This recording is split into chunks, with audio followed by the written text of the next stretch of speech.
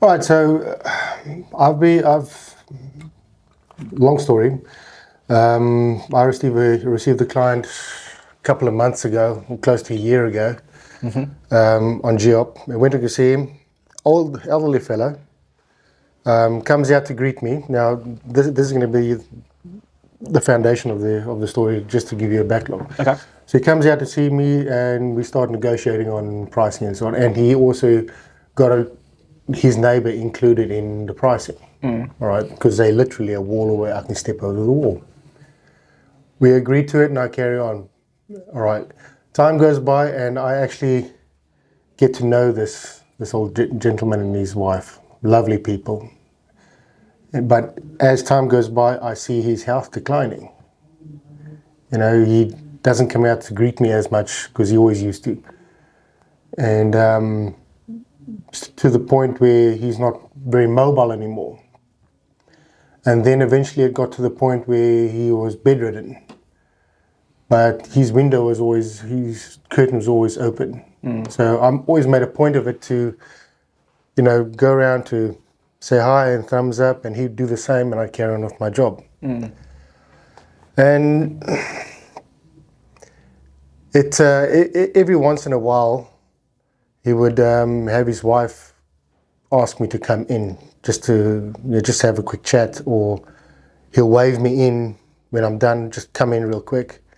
And that's part of the point that I want to bring up. I'll get to that now. So I'd go in, sit down. I look like I look now, full of grass, dirty, but they never minded. They just wanted to chat. They just wanted to get, have a sit down and a yarn. So I'd be sitting on the foot of his bed, in the state that he is, and talk crap, just have a good old conversation. And the thought popped into my mind every time that I was actually doing this, is that although in that situation they have the people around them, they also want that connection with the outside world, with the outside people. And I realized that even no matter how busy I was, because my schedule is slammed at the moment, I can't. I'm working on job, get things done. I always took that moment just to spend 20 minutes just having a chat, have a tea, a couple of biscuits, just have a good old, crack a couple of jokes and so on. Yeah. And it was fulfilling for me as well. Sure. This particular day, I knew his health was declining. I want to say rapidly, but he was a stubborn old bugger. He's trying to be there for his family. Sure. And as per usual, before I start the job, I go close to the window and I see he's not in his bed. So, okay, well, every now and again he does go to the doctor. They have a look at what's going on. Don't think much of it, and I carry on with my job. A few minutes later, his daughter comes out. Immediately, I notice she's putting on a brave face. She knows the connection that I have with the gentleman, and I want to say bond that we shared, because we got along really well. And she told me that Dad had a pretty bad episode, and they took him to the hospital. So okay, well, and she's trying to hold it together as much as she can, and that's striking me as well. Because she recognized the respect and I don't know, what's the other word I'm looking for? I want to say camaraderie that we had between contractor and employee, if you want, Sure. or client. Yep. But in this case, it was a little bit more than that. We've built up Your friends. a rapport, friends, Yeah. I asked her to give me the details of where he's in the hospital. I went to go see him. I couldn't find parking, so I parked at the back of the hospital in an illegal parking spot.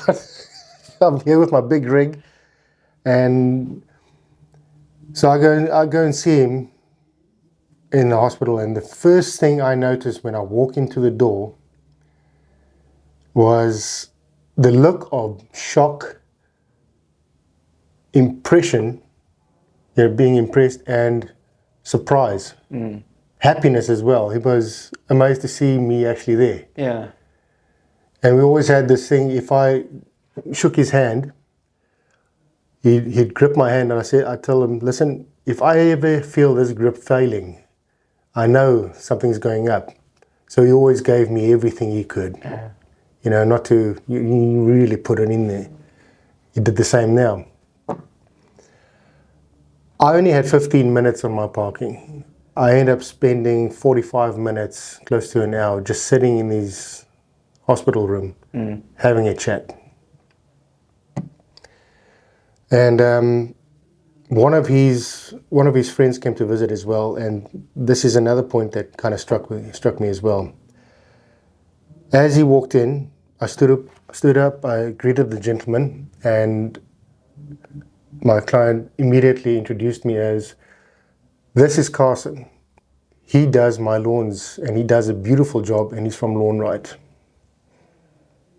And I introduced myself, and he sat down, and we started talking about the business to this gentleman.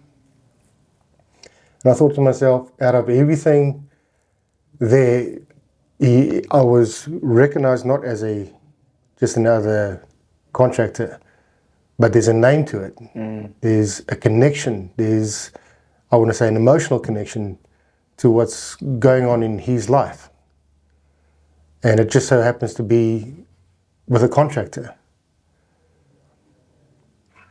I guess the message I wanted to share with the guys out there is get to know your clients. Take a few minutes out of your day and just try and learn one extra thing every day without them even knowing it.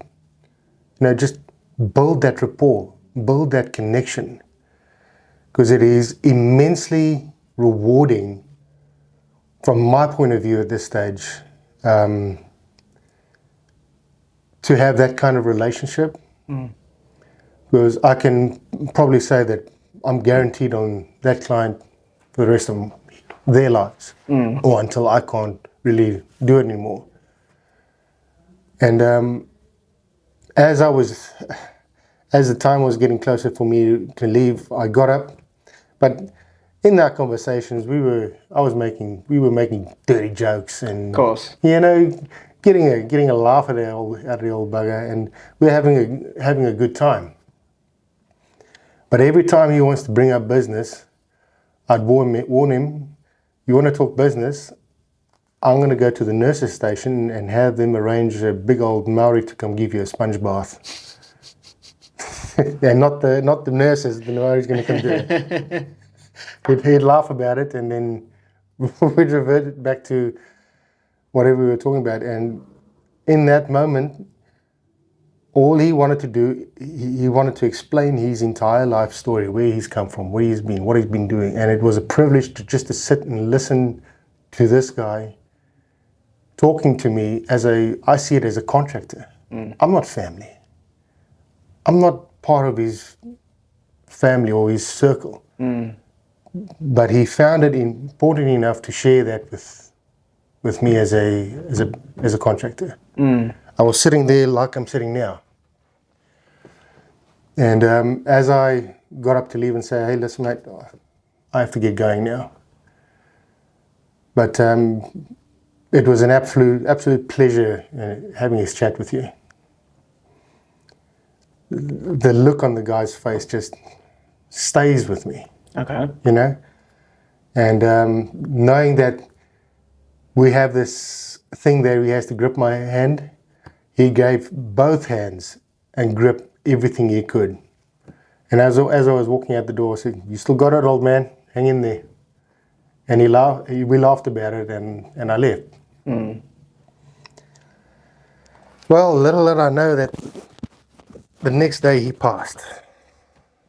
Sorry to hear that, man. Yeah, and that kind of just stuck with me. I bet it did. Yeah. Yeah, but it sounds like you guys really built a connection. No, we did. And talking about it now, the family is just very inviting, you know. And if you getting if people, or if the guys build that connection, or it doesn't even, if you can get that connection with your clients to that point, what other advertising do you need? Yeah, you don't need any. What other sustenance is going to be required? I mean, I'm not seeing this. I'm not trying to get this as a marketing thing. This is not me trying to get views or marketing or likes or anything like that. It is just something that's struck. You know. Well, it's a real connection. It's a real connection. I mean, you can leave it at client contractor. You know, you can leave it as that. And some of the cases it is so. Some of the cases there's no other real way to do it. You know. But I still try and just push for getting that little extra information, that little bit closer to the client's likes, dislikes, peeves, you name it. I mean, I've got one client that comes and argues with me over, she has a problem with what her grandkids are eating. You know, she's got a problem with what her grandkids are eating. You take those 5 minutes and you indulge in what they're talking about. Sure. Because they want that connection. They want someone else just to have a chat with, you know. And the same person, I had to find out that her little Scotty, her little black dog that she's had for 10, 15 years had passed away as well. But she was very distraught about it. Told her, hang on, I'll be back now. I left the job and I said, well, I'm just going to go get something. I forgot something at home. I'll be back soon. I just went to get her a coffee. At the BP, came back, said, here's a coffee and a cookie time cookie. I'm sorry for your loss. Would you want to have a chat about it? You know, let's have a coffee and have a chat about it. We stood talking about it for 15 minutes before I even started the job.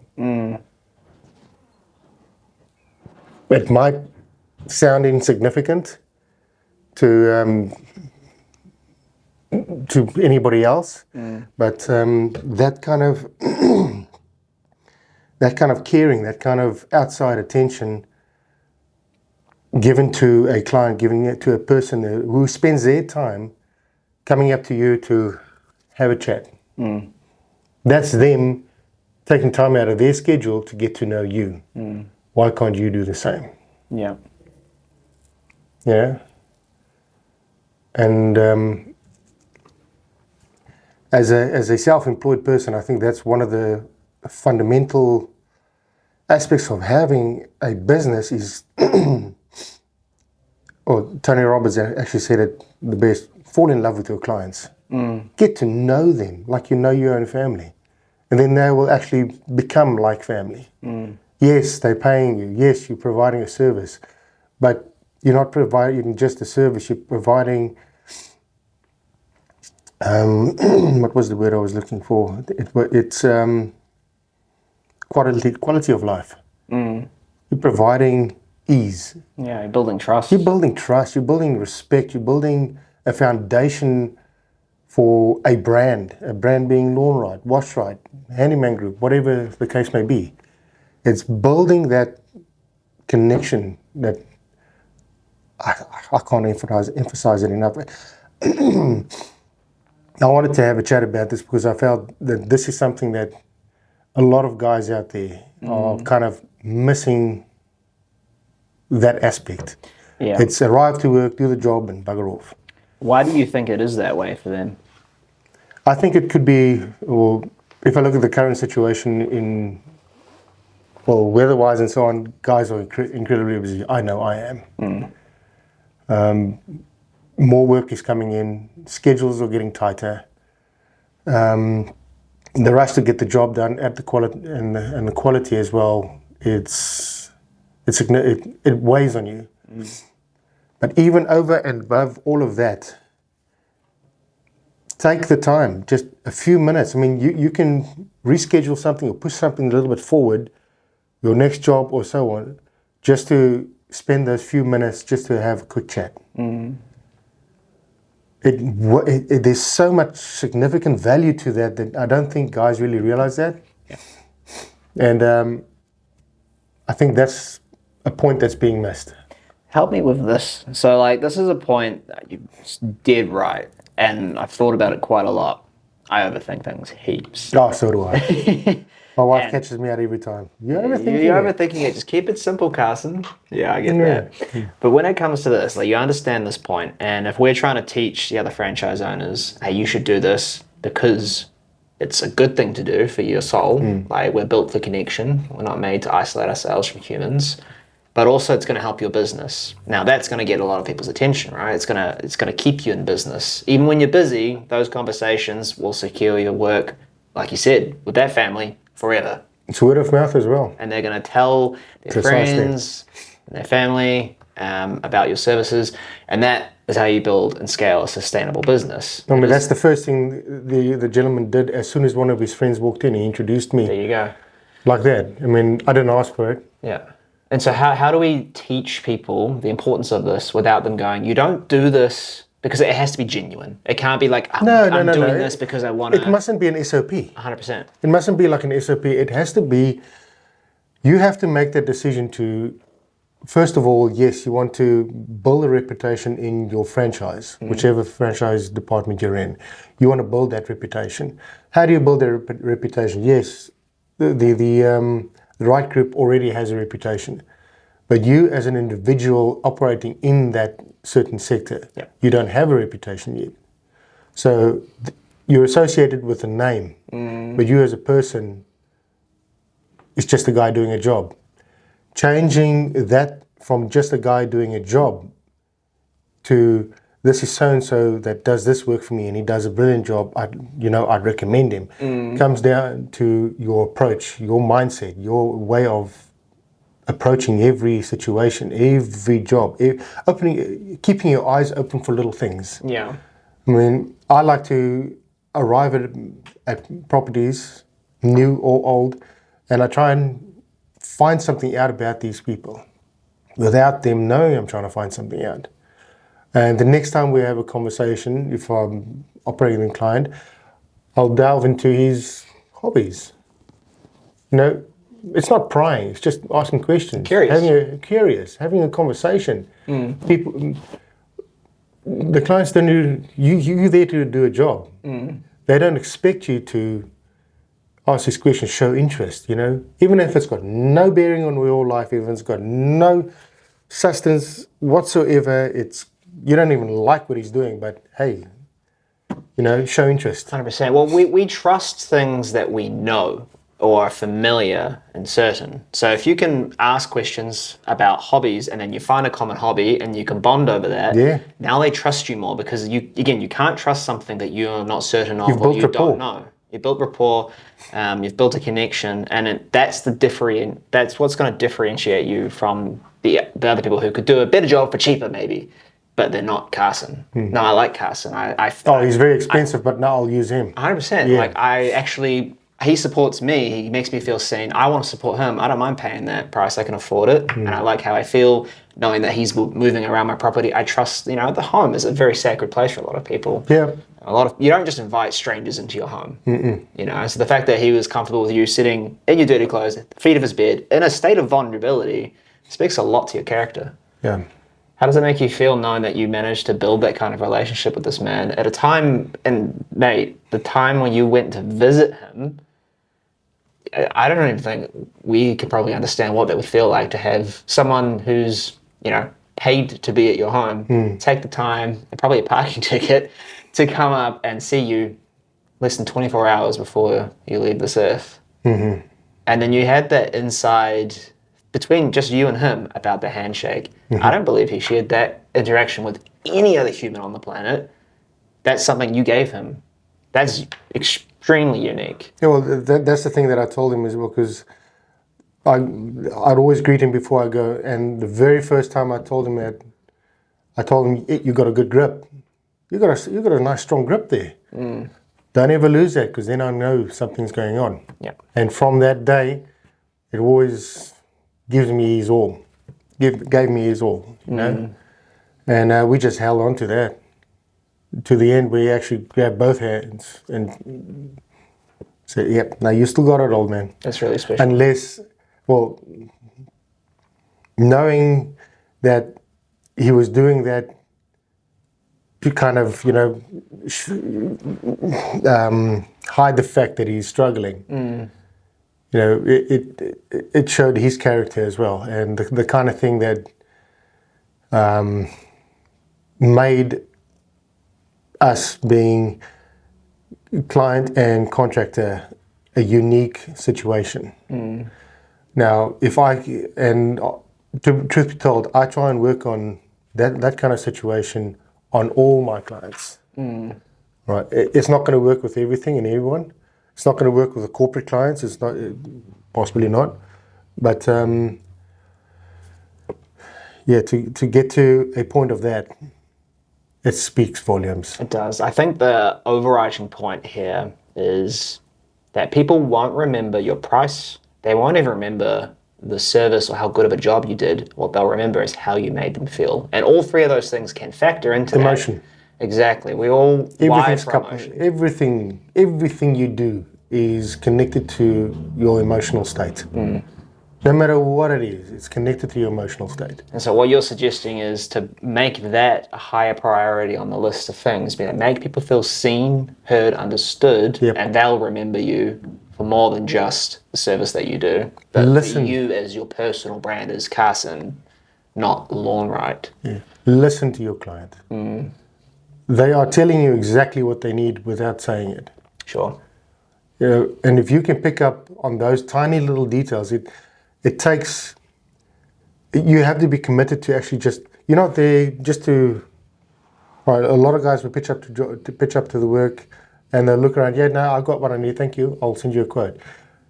Talk to them, speak, you know, walk around, give them compliments on the property, you know, point out things that you've seen. What about that? Would you like to have that removed, or could we trim that a bit for you? It's going to look really good, you know. It will make them think about it. Yeah, yeah. You know, and because you've taken an effort to make them feel seen and you've listened to them, that when you're making these suggestions, it's not, oh, I'm trying to get more money. They're going to receive it as, he's trying to help. He's trying to improve my he's property. The professional. Exactly. Yeah. I will listen He listens to me. I will reciprocate that energy. Yep. Well, that was the message I felt I had to have a chat with you about, and seeing if you guys want to or can do anything about it. If you want to, go for it. If it's, you've like you said earlier, you've got the content now. I thought I just had to, because this whole situation from day one to where I actually said goodbye to him, without really knowing when I say goodbye to him, had such a profound impact on the way I see and approach any client moving forward. You know, it carries a humanity with it that I don't think you're not going to buy that. No. It's something all of us, I think, again, this is just the way I see it, but I think everyone should strive to really get to know the clients you're working with. Try and find out their birthday, for Pete's sake. Yeah, that's basic stuff. You know, just little things. It's going to separate you from all the other contracting companies out there from, you know, doing what you're doing. It's just going to make you stand out. Not just price-wise, service-wise. These guys care. 100%. I appreciate you having the courage to speak up and share this as well. I can see how much this touched you. Well, yeah, it's initially it didn't really work on me as bad because I've been working on it really over in my mind all the time. And when I actually now sit down and have a chat to about it, and that hit even a little harder. I mean, that's the realization of what actually transpired in the time that we really knew each other.